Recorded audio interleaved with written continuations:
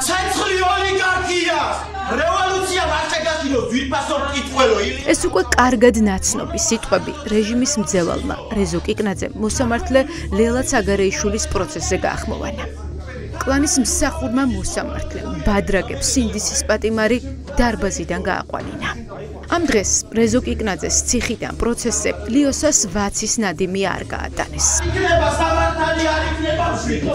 წიგნში დიქტატორული მმართველობაა აღწერილი. დიქტატორი, ოლიგარქი, რევოლუცია ეს სიტყვები სასამართლო დარბაზში იკრძალება იმ შემთხვევაშიც, თუ მხატვრული ნაწარმოებიდან ციტატის ამოკითხვა გინდა. ამიტომ მოსამართლეს საჩუქრად მეორე დღეს წიგნი მივუტანეთ. წიგნი მოგიტანეთ ლიოსა, იქნებ წაიკითხოთ მუსიკას დროს